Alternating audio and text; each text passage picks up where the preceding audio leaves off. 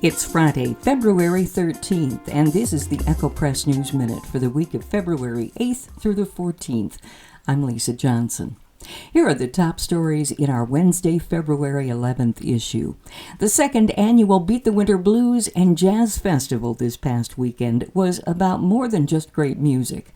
The executive producer of the event, Nicole Mulder, said it was about creating intentional spaces for joy, reflection, and connection during a season that can feel heavy for many people. Seeing how fully the community showed up this year affirms that there's a real appetite for experiences that are thoughtful, human, and rooted in place, she said. On Friday evening, Iowa Blues Hall of Fame artist Kevin Burt kicked off the festival. Following Burt was the Grammy-nominated Danielle Nicole duo from Kansas City. Saturday's acts included One Trick Pony, a collective from the Twin Cities, Michael Ward Bergman, an award-winning composer who plays the accordion and piano, and the Southside Aces, a Minneapolis-New Orleans jazz band. During the Sunday brunch, audience members were treated to gospel blues music from the Joyanne Parker duo, including musicians Joyanne Parker and Mark Lemoyne. Mulder said that what made this festival especially powerful wasn't just the caliber of the musicians, but the intimacy of the experience. World-class musicians performing in rooms where the audience can feel every note and every reaction. SunOpta, which has two locations in Alexandria, is being sold to Refresco, an independent beverage solutions provider for global and local beverage brands in North America, Europe, and Australia. The company has about 1,200 employees. SunOpta broke ground on a $25 million, 252,000 square foot warehouse near the Pilot truck stop in October of 2022. The acquisition was announced on February 6th. Both parties said they expect to close the transaction in the second quarter of 2026. The deal is valued at $1.1 billion, according to fooddrive.com. For the rest of the story, we have it online or in print. I'm here with an opportunity, Alexandria Fire Chief Jeff Caro told the Alexandria City Council Monday night. The goal, get a federal grant to purchase new radios for all 11 fire departments in Douglas County if their application for an assistance to firefighters grant is approved. A lot of dollars are at stake. Based on the estimated cost of radios and the amount to be ordered, the total cost is likely to be between $1.5 and $1.8 million. If the grant is approved, Alexandria's share of the cost was estimated at about $7,000. The Alexandria Fire Department has 34 radios in its inventory. 6 are newer models, and the remaining radios were purchased in 2011 through a previous AFG grant, according to Carroll. The plan is to replace 2 to 3 radios every year at a cost of up to $4,500 per radio. They're typically used in dispatch communication, on-scene coordination, interagency operations, and emergency alerts. A team from JLG Architects in Alexandria presented information about the proposed new Douglas County Library at a meeting Friday, February 6th at the current library. Rob Remark, Ted Wright, and Sean Senescal showed preliminary design concepts for the new library so that those attending could look them over and provide feedback. As of now, a referendum vote for the new library is scheduled for November. If approved, the final design will be confirmed in the spring of 2027 and construction would begin. The new library would open in spring of 2029 on a 10-acre lot along Jefferson Street. At a special meeting January 28th, the Douglas County Commissioners approved the next step for the new library, sending a request for a local sales tax to fund part of the cost to the legislature. If lawmakers agree, Douglas County voters will have a final say in the November election. The proposed local sales tax is 0.25%. For the complete story, go to our website or read it in print. In life, the Minnesota FFA, in announcing the Minnesota FFA Hall of Fame class of 2026, has this to say about Bernie Van Zomeren. Bernie Van Zomeren has dedicated a lifetime to advancing agriculture education and strengthening FFA through visionary leadership, mentorship, and service. From developing innovative student-run enterprises and expanding hands-on learning opportunities to founding the Alexandria FFA alumni chapter and securing critical resources for future generations, Bernie's impact has shaped countless students, educators, and community members. Bernie Van Zomeren says, first of all, kids are a blast. They're fun to be around. Administration may be a problem, but I had good administrators. I would not be getting this award if it wasn't for the community backing, for the parents who sent their kids to high school to put them in FFA. FFA is a national youth organization that helps young people prepare for leadership and careers in the science, business, and technology of agriculture, according to the announcement. Nearly 1,500 students are members of the Minnesota FFA Association. Van Zomeren just looks back on his students. We've had local winners, we've had state officers, we've had regional officers, we've applied for a national office, he says. Joshua Zeithammer, for instance, won the National 2003 American Star in Agribusiness Award. When you're number one, there's not very many people in front of you and a lot of people in back of you. Read more details online or in print. In sports, the Alexandria boys swimming and diving team was ready to chase a championship on Saturday, February 7th. Riding momentum from an undefeated conference dual season, the Cardinals did just that in the pool. Alexandria secured the Central Lakes Conference Championship, scoring 501 points to top runner-up St. Cloud Crush by over 100 points. The Cardinals placed 7 individuals and 2 relay teams on the all-CLC conference teams at the meet, with 5 additional individuals and a relay garnering honorable mentions. The top 3 finishers in each event receive all conference honors, while finishers from 4th through 6th place earn honorable mentions.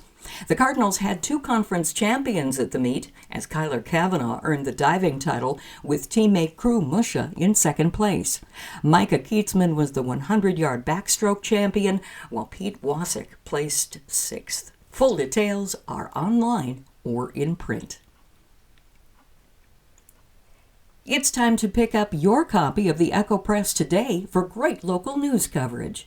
Members, remember to activate your online membership for the expanded daily e-edition. Become a member today. echopress.com/subscribe.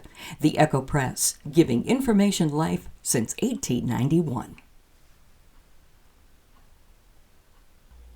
Here are the top stories in our Friday, February 13th issue. We opened our vault for a story that happened 90 years ago. At that time, the Alexandria Congregational Church was known as one of the most beautiful places of worship in the city.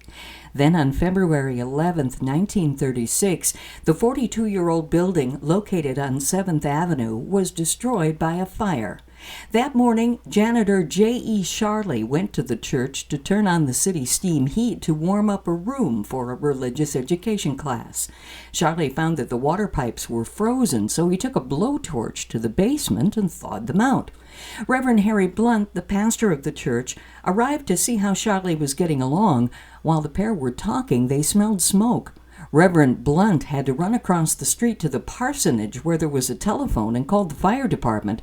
The firemen responded promptly, attaching a hose to the hydrant closest to the church, but it was 12 degrees below zero outside, and the hydrant was frozen. Read the rest of the story online or in print.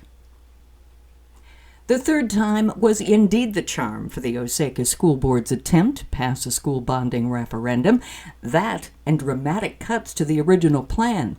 On February 10th, Superintendent Justin Dahlheimer said in a news release, the February 10th building bond referendum for the $19.9 million improvements to our school passed.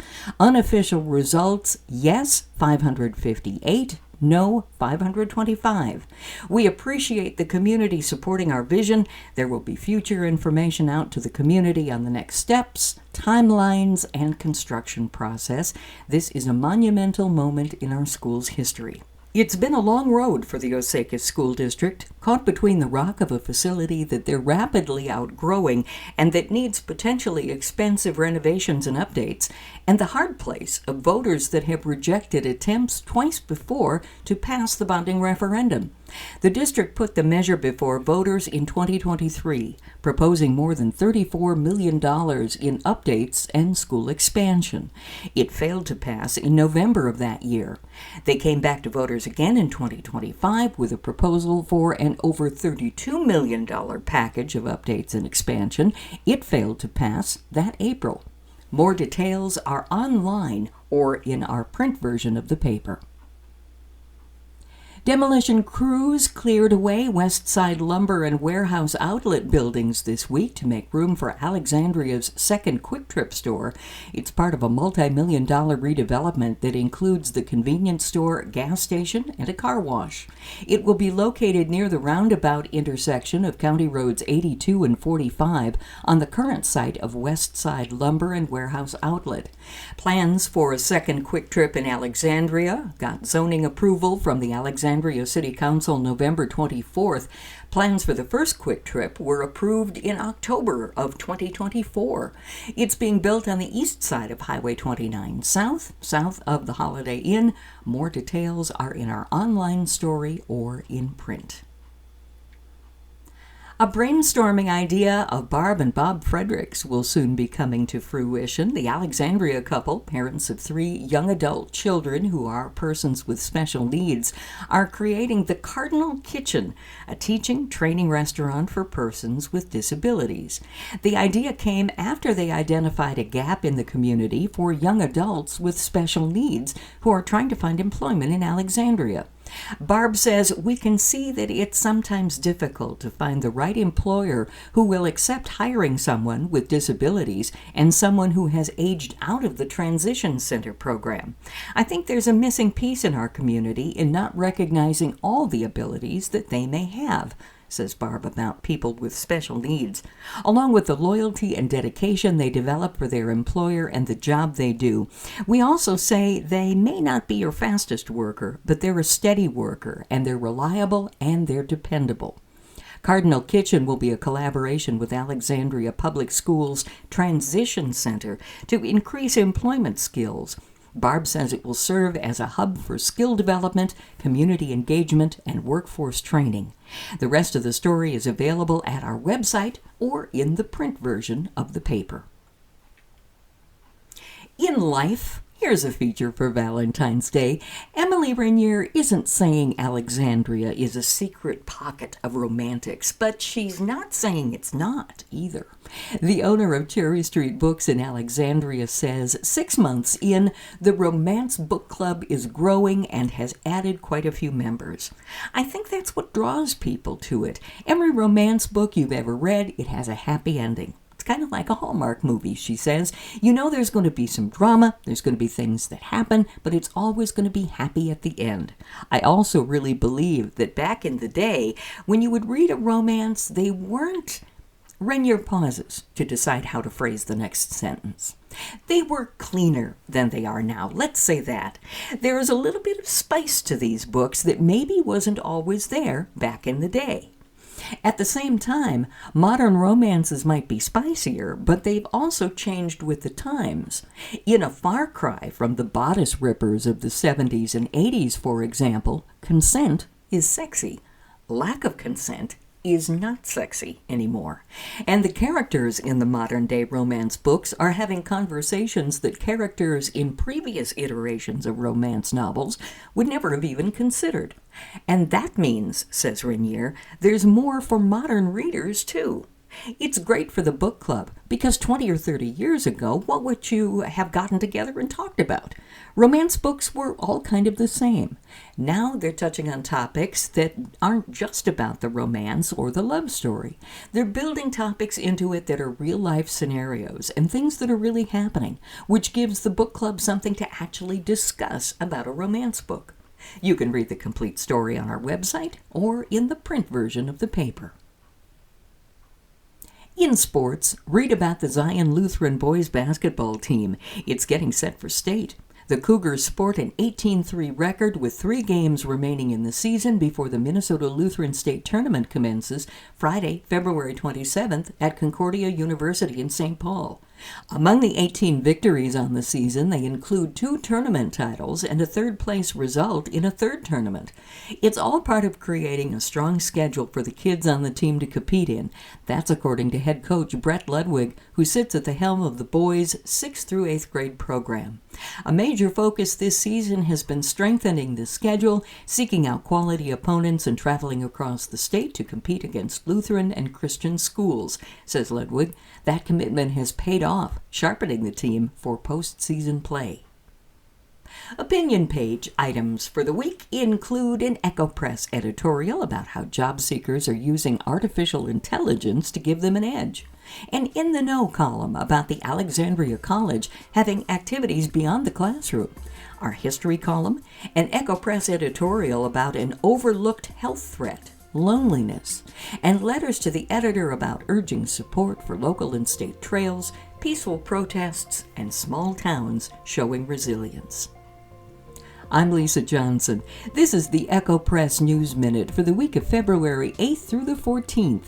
The Echo Press News Minute is produced by Al Edenloff and Lisa Johnson. The Echo Press, giving information life since 1891.